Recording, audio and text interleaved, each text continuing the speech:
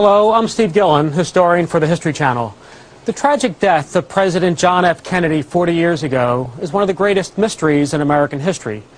In other programs, we have presented numerous theories about the people and events surrounding the assassination.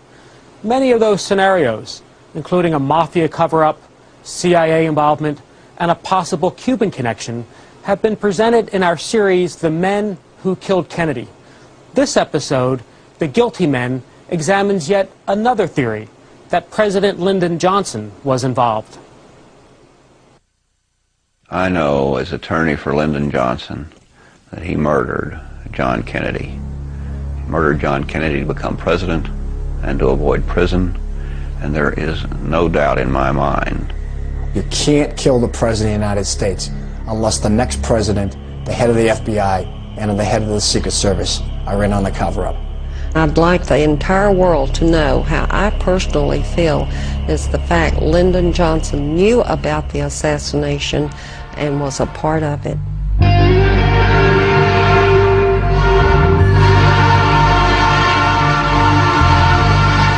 Deep in the heart of Texas lie buried some of the darkest and most well-kept secrets that tell us who killed John F. Kennedy in Dallas on November 22, 1963, and why.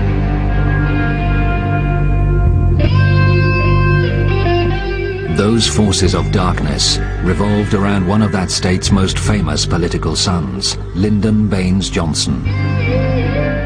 Born in 1908, he grew up in a comfortable middle-class home in Johnson City.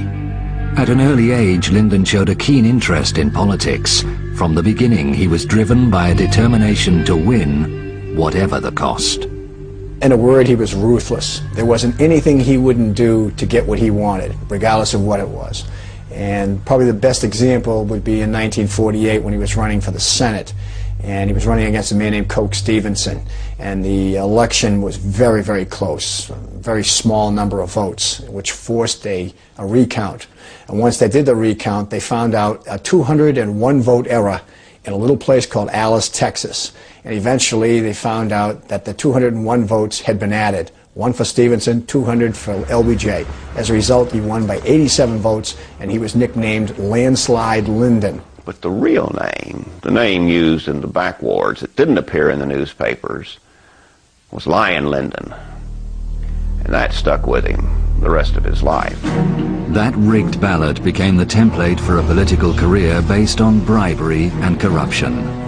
The full extent of Johnson's criminal activity only began to unravel 11 years after his death. In 1984, at this courthouse in Franklin, Texas, a former Johnson business associate, Billy Celestes, appeared before a grand jury. According to Billy Celestes, there were 8 murders perpetrated on the part of Lyndon Johnson. The first name was a man named Douglas Kinzer. That was followed by a number of men involved in Estes businesses who were corrupt, and they were all killed with carbon monoxide.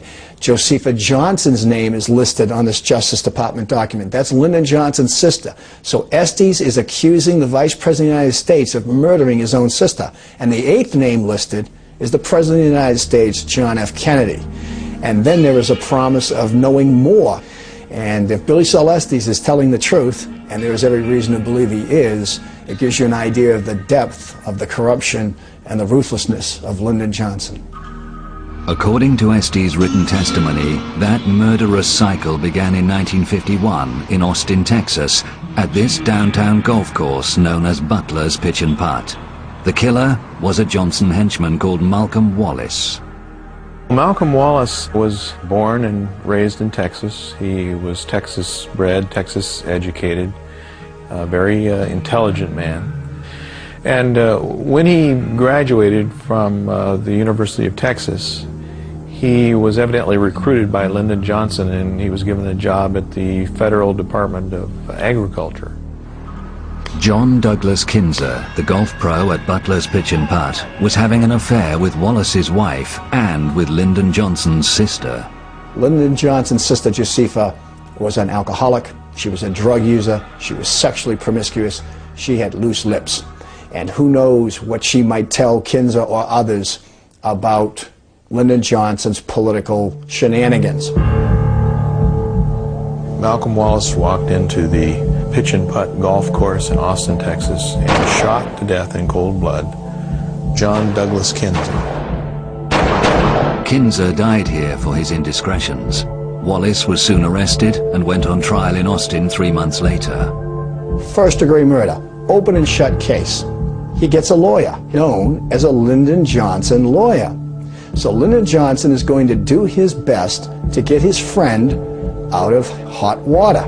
During that trial, Lyndon Johnson took a room at a local hotel, and the 10 days that that trial was going, constantly sent runners from the hotel to the courthouse to bring him word of what was going on during the trial. So he followed the pulse of the trial very, very carefully. Malcolm Wallace is found guilty of first-degree murder, but through influence of Lyndon Johnson, Malcolm Wallace receives a 5-year suspended sentence. Lyndon Johnson was able to get his man out of first-degree murder. Much of the control Johnson exercised was acquired through an early alliance with a fellow Texan. Edward Clark gained unrivaled power in the late 1930s with a series of high positions in the state government. He became Johnson's lawyer and a formidable ally throughout his career. The power Edward Clark exercised covered almost every avenue of government power in the state of Texas. He would make sure that important appointments were covered by his men. The judges' control was through their vote. I mean, he had their decision in the palm of his hand. And this was, of course, important because Austin was the capital of the state. Anything that happened legally went through Austin, and that meant it went through Clark. He was known as the secret boss of Texas. He could, and did, arrange for people to be killed. He arranged for money to be laundered. He had that control. This building in downtown Austin became the headquarters of Edward Clark's all-powerful law firm. Barr McClellan was recruited as a young lawyer in 1966, 3 years after the assassination, unaware of the dark secrets hidden within. Soon after joining, in an after-hours conversation with John Coates, one of the firm's attorneys, Barr was made privy to an astonishing piece of information. Coates and I started talking, and in the course of it, John told me, if the truth be told, Clark arranged the assassination of Kennedy. It was a kind of statement that you can't easily forget, even though I personally chose not to believe it at the time. It stuck with me. Attorneys know they're acting behind a privilege. They can say things to each other, and this talk would go on at after-hours drinks, at Christmas parties, just traveling on the road. And it was like Johnson had to get Kennedy out of the way. I worked closely with Don Thomas, and Thomas was the business attorney to the president and was the second man in the law firm. Thomas and I did a number of cases together, and we traveled the state because he did not fly. We'd been to Dallas one day shortly after I became partner, and it was driving back, and just out of the blue it seems now, looking back, that Thomas said,